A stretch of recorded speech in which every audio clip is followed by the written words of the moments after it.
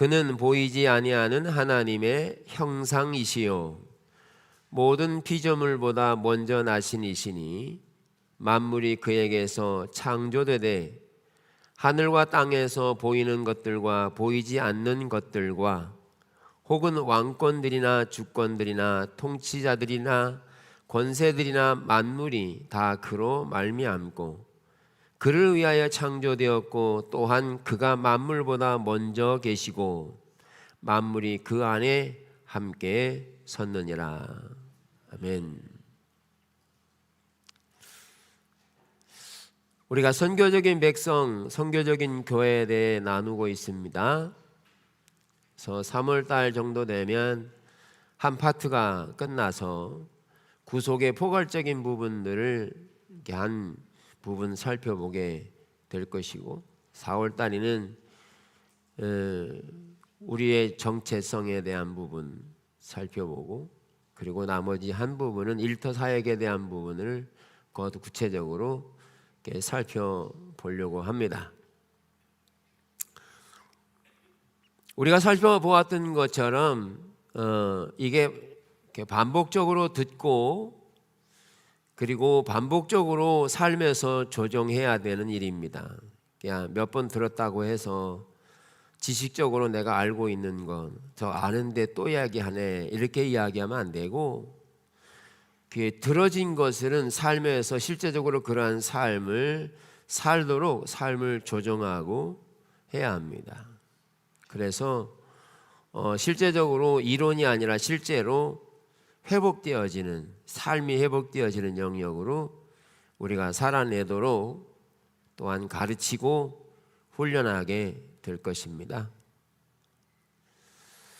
자, 그래서 우리는 반드시 회복돼야 될 필요를 가지고 있다.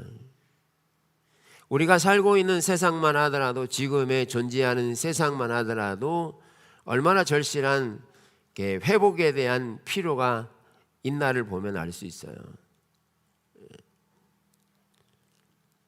그래서 우리는 철저하게 회복돼야 될 필요가 있는데 근데 이 회복된다는 말 속에는 매우 넓은 의미를 가지고 있어서 오늘 읽은 내용을 보면 그 회복돼야 되는 범위가 모든 피조물, 창조, 하늘과 땅, 보이는 것과 보이지 않는 것, 왕권, 주권, 통치자, 권세 이런 영역들이 다 하나님의 회복의 영역임을 알 수가 있습니다. 그래서 사도 바울은 그리스도와 창조 세계를 가장 포괄적인 방식으로 연결하면서 그 회복은 철저하게 창조의 범위, 즉 창조된 모든 세계가 회복돼야 될 범위라고 말하고 있는 거죠.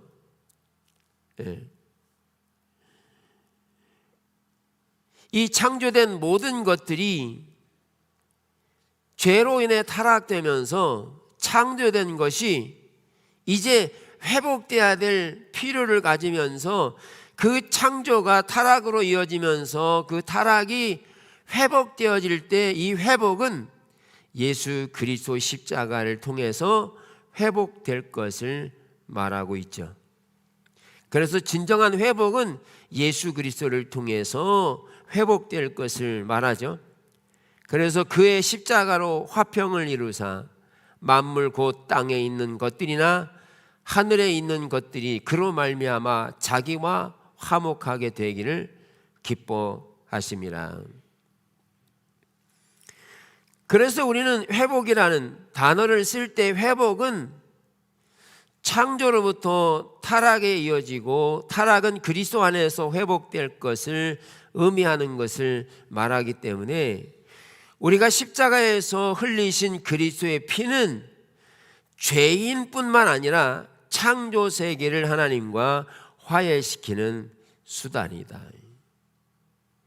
즉 예수 그리스도는 우리 죄를 용서하시는 우리의 죄의 문제를 해결하는 차원의 그리스도가 아니라 예수 그리스도는 그 범위를 넘어서 창조된 세계를 회복하고자 하는 하나님의 열망임을 알 수 있어요.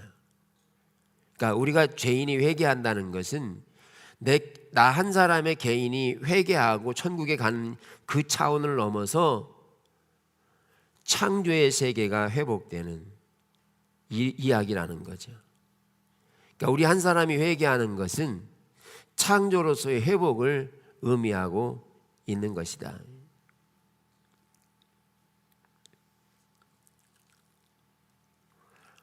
그래서 미들턴은 20절에서 말하는 화해가 죄로 인해 중단된 그리스도의 창조주로서의 통일하는 사역을 이어가는 완성이다 라고 말했는데, 이 화해는 타락하면서 죄로 인해 하나님과 우리가 분열되어지고 깨어지고 원수된 관계를 그리스도께서 창조주로서 이런 분리된 것을 하나 되게 만들고 화목하게 하는 일임을 말하면서 전적인 회복은 이렇게 창조된 모든 영역임을 말하고 있죠.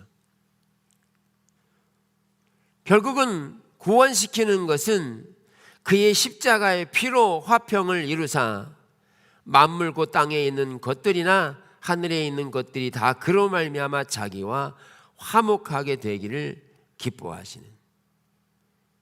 그래서 하나님이 창조된 것들이 파괴된 것을 아파하시면서 회복하기를 원하시고 있다. 그래서 일반적으로 우리가 지금까지 생각해 왔던 신앙관을 이야기를 해보면 우리는 이런 식으로 이해를 많이 했습니다. 어떻게 이해하냐면, 우리가 죄인 한 사람이 죄에 대해서 용서를 받고 그리고 구원받고 그리고 하나님의 천국에 이르는 이런 이야기를 했죠.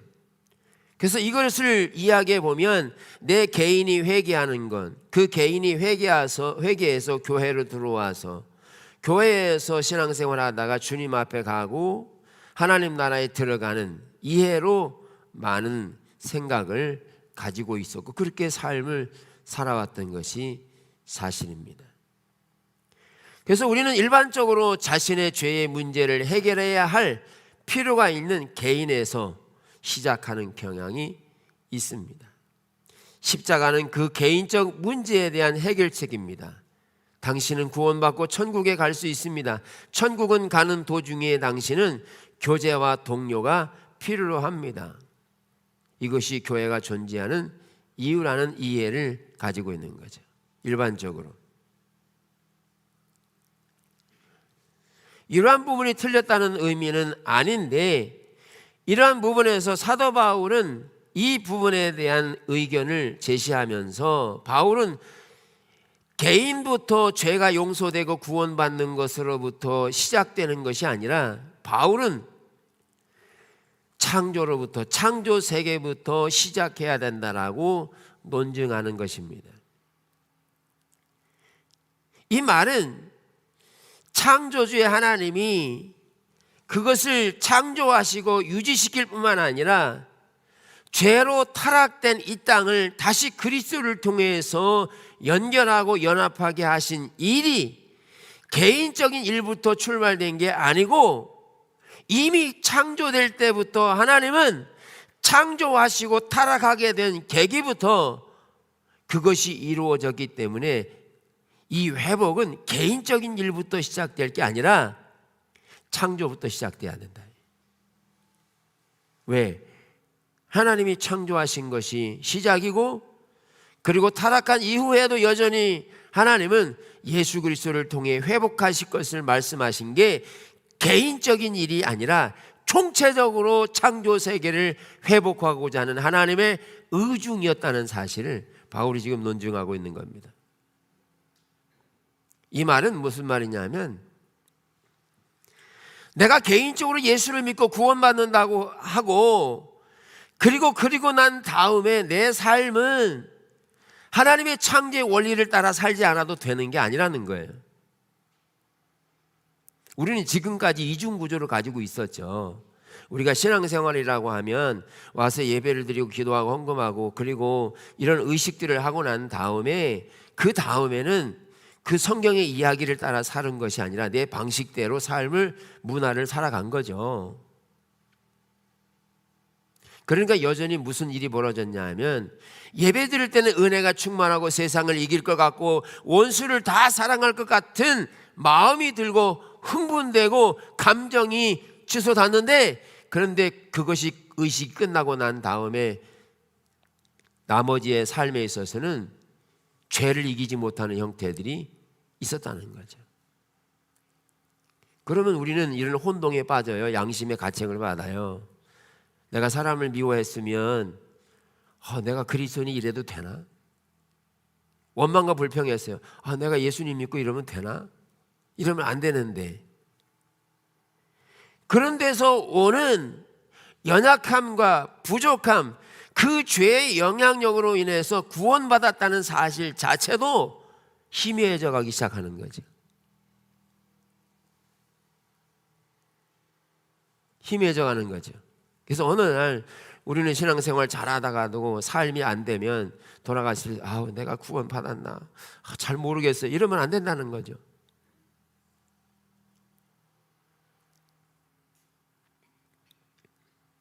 그래서 뭘 말하느냐 하면, 회복이라는 말을 쓸 때 구원받았다는 말은 단순히 개인적인 구원을 받아서 그것으로 세상을 나가는 게 아니라, 원래 회복은 창조부터 시작해야 한다.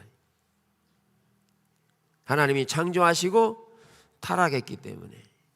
그래서 총체적으로 하나님이 회복하시고 구원하실 때 이 창조 세계를 회복하고자 하는 하나님의 열심이 있다는 사실을 바울이 지금 이야기하고 있는 거죠. 그러니까 여러분, 회복된다는 것은 여러분 한 사람은 회복되어야 될 문제가 아니라 창조 세계가 회복되어야 될 필요를 갖고 있는 거죠. 아멘.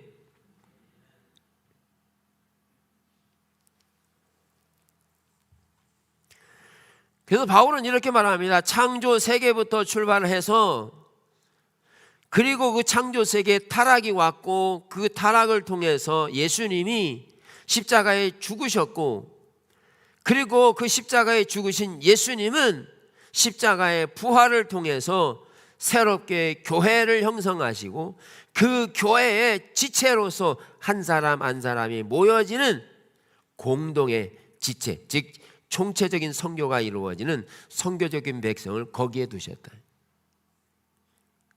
그러니까 완전 반대인 거죠. 우리의 생각은.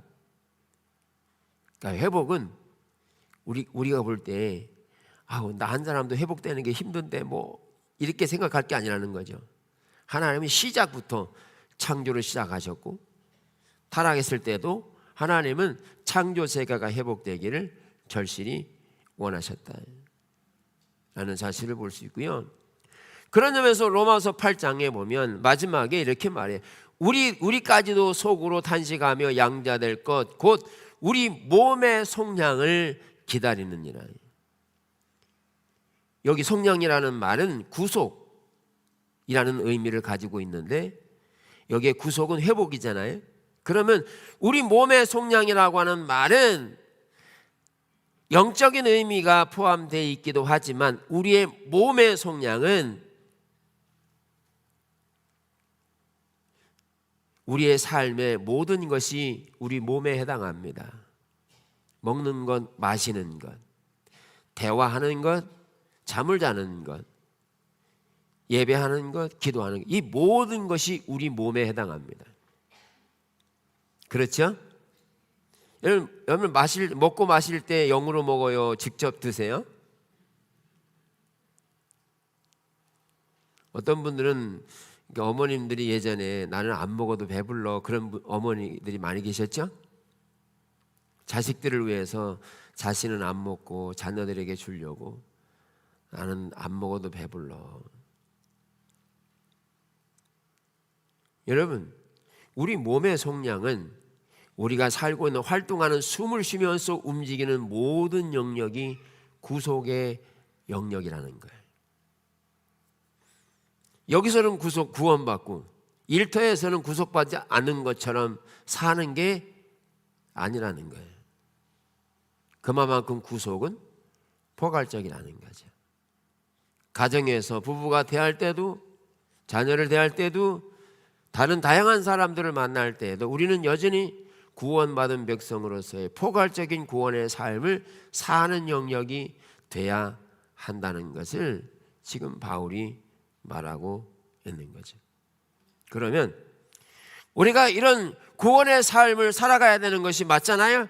그런데 구원의 삶을 살아가려고 할 때 예배는 의식이니까 그 예배 때는 하나님의 영이 부어지는 것 같은데, 근데 의식이 끝나고 나머지의 삶, 개인적인 또는 가정에서의 삶, 여러 가지 일터의 삶을 살아갈 때 우리로 하여금 구속받은 백성으로 살도록 내버려 두느냐, 그렇지 못한 경우들이 너무 많다는 거죠.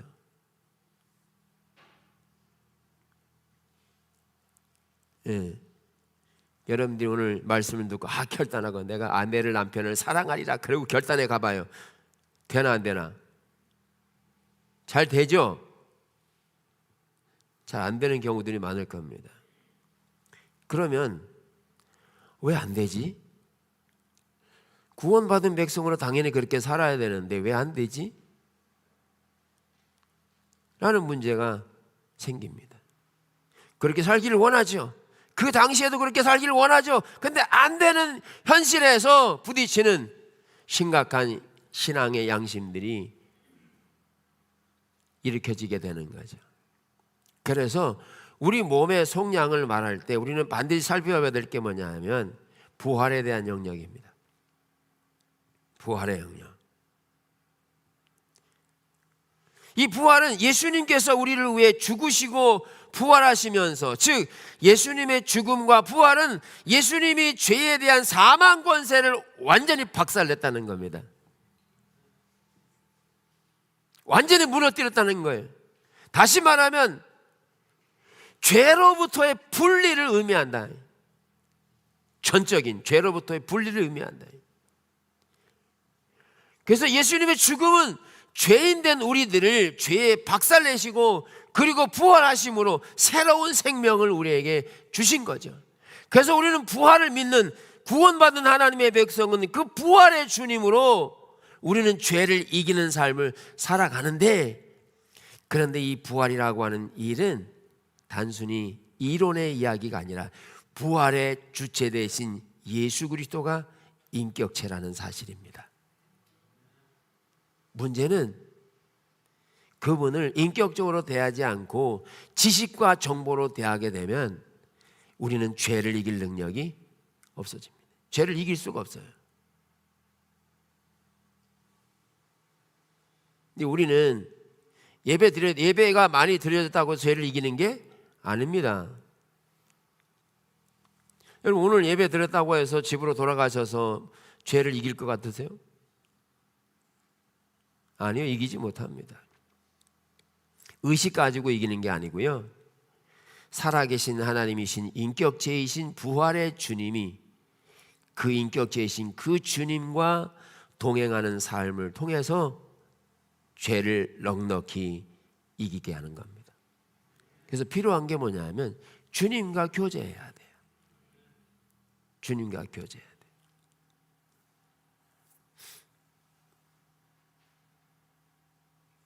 주님과 교제해야 돼요. 지난주에 한 주간 주님 찾으면서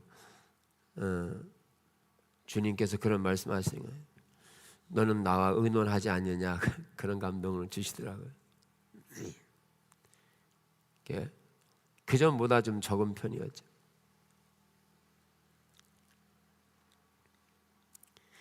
그래서 부활의 주님은 예배로 해결되는 게 아니라 인격체이신 예수 그리스도 그분과 매 순간마다 교제의 관계를 가져야 합니다. 그래서 중요한 게 인격체이신 주님을 인식하려면 주님이 내 앞에 계신 것으로 인식해야 합니다. 인식해야 합니다.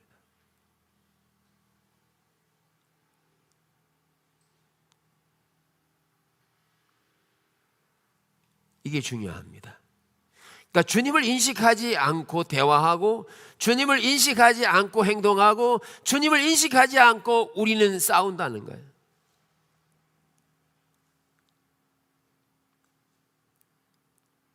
그래서 주님은 어디에나 계시고 함께 하시기 때문에 우리가 부활의 주님과 동행하고 인식하고 그 주님의 의중을 묻고 주님이 말씀하신 성경의 이야기를 토대로 해서 살아가려고 결단해야 합니다.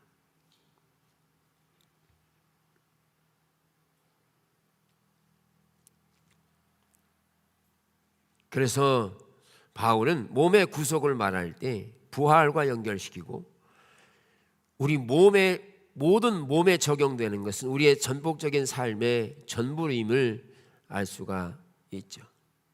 그런데 창조 세계는 타락했고, 타락으로 인해서 그 타락한 세상은 죄로 가득한 삶을 살게 됐죠. 그러면 타락한 이후에 이제 말세가 되어지고 주님의 다시 오심이 지금 진행되고 있는데, 그러면 우리가 살고 있는 세상은 어떻게 될 것이냐라는 겁니다. 말세지 말에. 궁금하시죠? 하나도 안 궁금해요? 어떻게 될 거냐는 거예요. 우리가 살고 있는 이 죄악된 세상에서 앞으로 어떻게 될 거냐라는 것을 잠시 나누어 봅니다. 베드로서 3장 10절에서 주의 날이 도둑같이 오리니 그 날에는 하늘이 큰 소리로 떠나가고 물질이 뜨거운 불에 풀어지고 땅과 그 중에 있는 모든 것이 드러나리로다, 이렇게 말하거든요. 여기 주의 날이 도둑같이 온다라고 주님이 다시 오실 것을 약속하고 있죠. 그런데 여기에 읽은 구절 중에 드러나리로다라는 말이 있는데, 예전 성경이나 킹 제임스 버전에서는 불타 없어질 것이라고 기록해 놨는데, 그런데 여기에서 불타 없어질 것이 아니라 기존에 있던 이 땅 가운데서 이 세상은 새로워질 것을 말하고 있다. 그러니까 노아의 홍수 같은 경우는 완전히 다 쓸어버렸잖아요.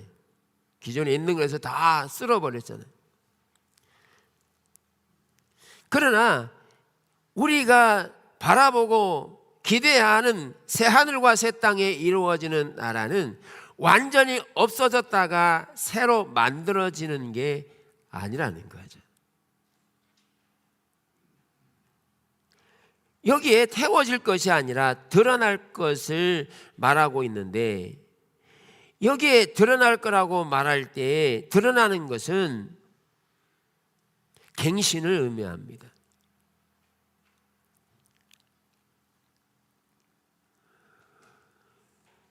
베드로후서 3장에서 계속 이 말을 하고 있는데, 이로 말미암아 그때 세상은 물이 넘침으로 멸망하였으되, 노아의 홍수죠. 이제 하늘과 땅은 그 동일한 말씀으로 불사르기 위하여 보호하신 바 되어 경건하지 아니한 사람들의 심판과 멸망의 날까지 보존하여 두신 것이라.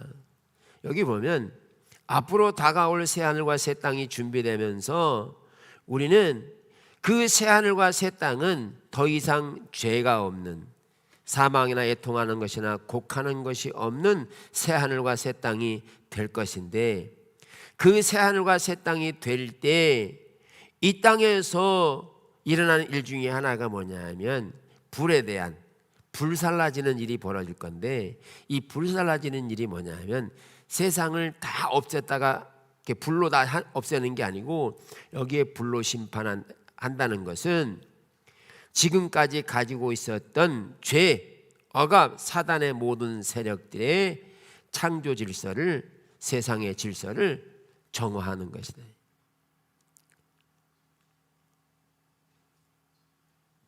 그래서 지금까지 가지고 있는 죄의 형태들, 죄악된 세상에 살고 있는 이 죄의 형태들, 즉 타락으로 말미암아 이루어진 악한 것들을 태우고 파괴해서 우리가 사는 죄악이 가득한 세상 질서를 정화하는 것이다. 그러니까 지금까지 죄악된 것들이 다 불타 없어질 것을 말하는 거죠. 그리고 우리는 새 하늘과 새 땅을 들어가게 될 것을 말하고 있죠. 크리스토퍼 라이트도 말합니다. 불과 파괴의 언어는 창조 세계 전체가 없어져 버릴 것을 뜻하지 않는다. 거기에 파괴된 것은 죄와 반역의 세계가 될 것이다. 그러니까 우리는 뭘 보아야 되냐면 새하늘과 새 땅이 이루어질 때 그 새하늘과 새 땅은 기존에 있는 것에서 이렇게 새롭게 될 것을 말하고 있거든요.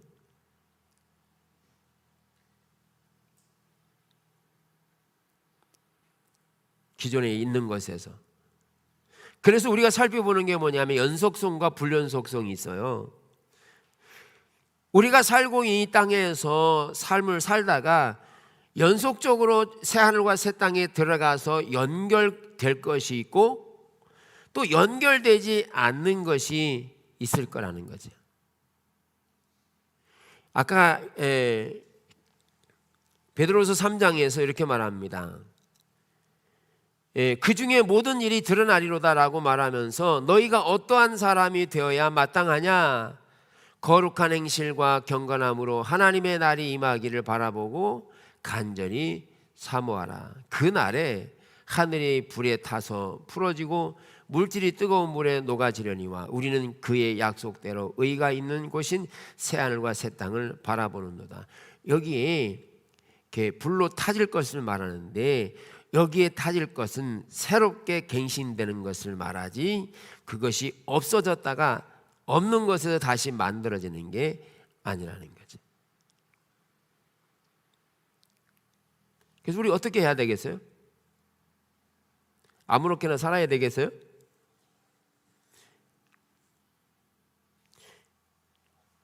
우리는 아무렇게나 살아서 안 돼요. 거룩한 행실과 경건함으로 하나님의 날이 임하기를 사모하며 기다려야 합니다. 살아야 돼요.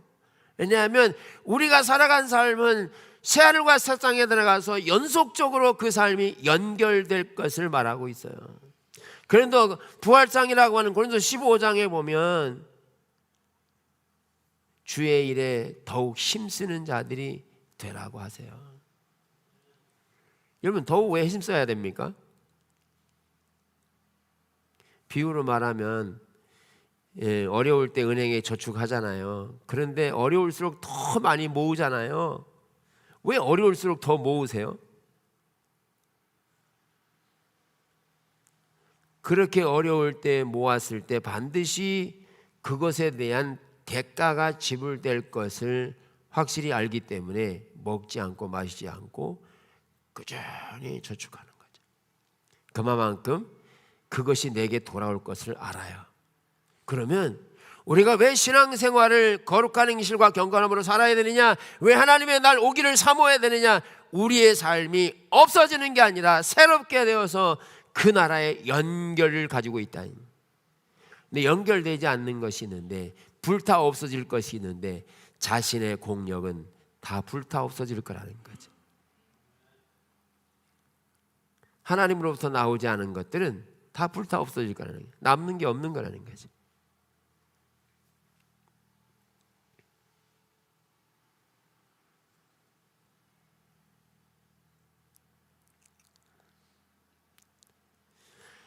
그래서 요한계시록 21장에 보면 보좌에 앉으신 이가 이르시되 보라 내가 만물을 새롭게 하노라. 여기에 새롭게라는 두 가지 의미의 뜻이 있는데 첫째는 카이노스라고 하는 말인데 카이노스는 기존 것을 그대로 둔 상태에서 새롭게 하는 것을 의미합니다. 그 다음에 네오스라고 하는 말이 있는데 네오스는 완전히 새로워지는 것을 말합니다. 전혀 새로운 건. 그런데 여기 내가 만물을 새롭게 한다는 말은 카이노스를 썼는데 카이노스는 기존에 있는 것을 둔 상태에서 새롭게 되는 것을 말하고 있다.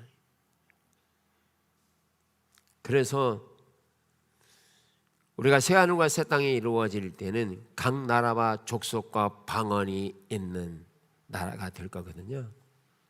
그러면 각 나라와 족속이 있죠. 각 나라와 족속은 뭐죠? 피부의 색깔이 다른 다양한 종류가 살고 있죠. 그리고 언어는요, 다양한 언어들이 있죠. 그런 언어, 그리고 삶의 방식들, 이런 많은 것들이 다르잖아요. 각 나라와 족속과 방언과 이런 것들이 다 다른데, 그런데 그 나라에서 그것이 연속성을 가지고 있을 뿐만 아니라 그 나라에서 각 나라와 족속의 언어들이 있지만 그 언어가 하나 되는, 각 나라의 말을 쓰지만 알아들을 수 있는, 서로 교제가 되는. 그래서 이제 천국 가면 영어 배울 필요가 없어요. 중국어 배울 필요가 없어요. 근데 중국말 하면 우리는 다 알아들어요. 신나죠? 예. 네. 피부에 구별이 없어요. 카이노스입니다. 하나님이 만드시는 새하늘과 새 땅은 새롭게 하는, 갱신하는 것이라서 기존에 있는 것을 둔 상태에서 새롭게 하시는 것입니다. 성경이 말하는 구속의 성격은 회복과 화해와 갱신이고, 그 범위는 가능한 총체적이고 포괄적으로 하늘과 땅이 있는 모든 것에 적용하는 것을 알 수 있습니다.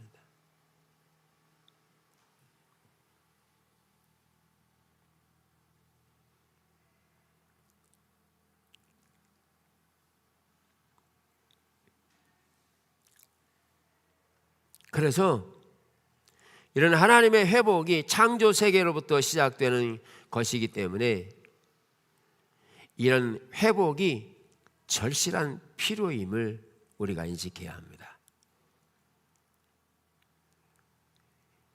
그래서 우리가 사는 것은 우리가 먹고 마시기 위해 사는 게 우리의 목적이 아닙니다. 그러면 다 없어질 거예요. 남을 것이 없어요. 성경은 우리가 이 땅에 보내어진 이유는 하나님의 영광을 위해 이 땅에 왔다라고 말합니다.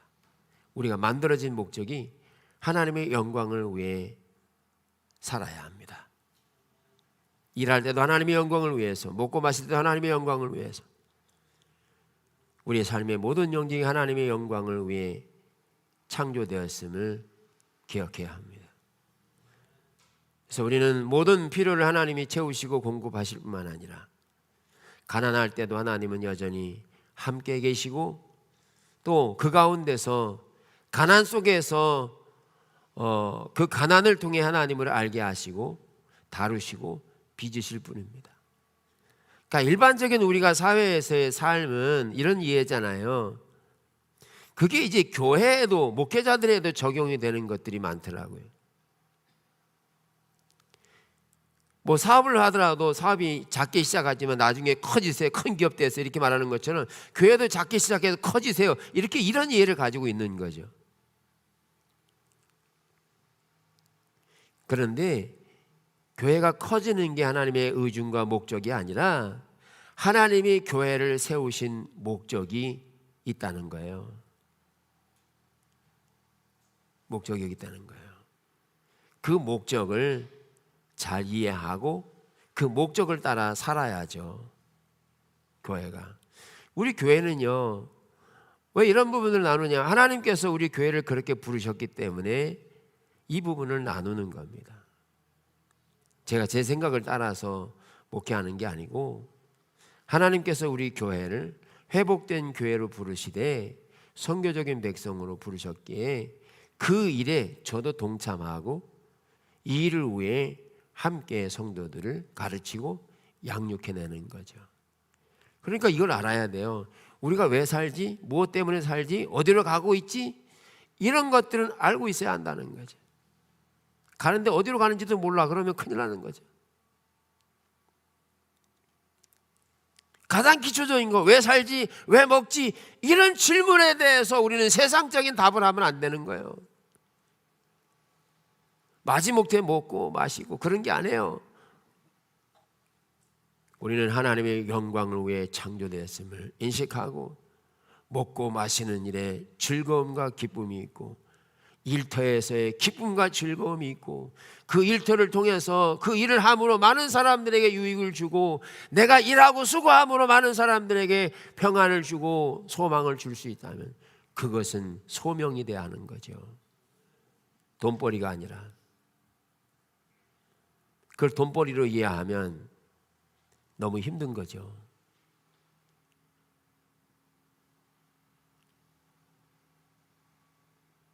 어제도 운동하면서 한 분하고 대화하는데 2명의 자녀를 키우는데 얼마나 힘든지 모르겠다고. 그러면서 이런 얘기해요. 학원 안 보내면 맨날 집에서 핸드폰 보고 있을 거니까 그것 때문에 안 보낼 수도 없고. 이거 어떻게 해결해? 앞으로 가면 갈수록 AI는 더 발전될 거고 그러다 보니까 심각한 고민인 거죠. 대안이 없는 거죠. 우리도 마찬가지로 대안이 없는 게 아니고 주님이 새롭게 하셔야만, 주님이 이 땅을 회복하셔야만 그 한 가지가 아니라 창조 세계가 회복될 것을 말하고 있는 거죠. 그러니까 얼마나 회복이 절실한 필요인지를 보셔야 되는 거죠. 우리 환경을 보면서 하나님께서 얼마나 이런 회복을 열망하시느냐고.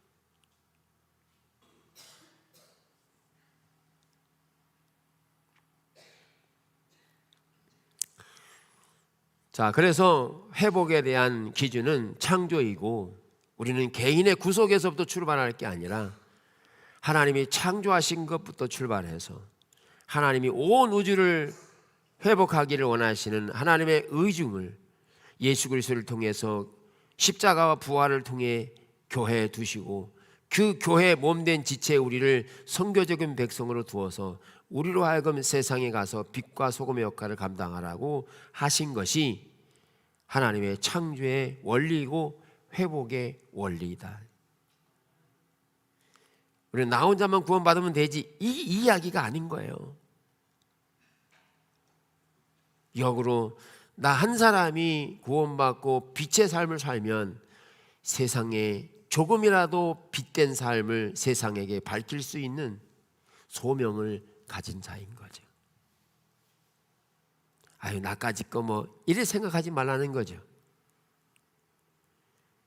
그 한 사람을 우리를 부르신 것이 하나님의 창조를 회복시키는 하나님의 일이 될 것이니까요. 아멘.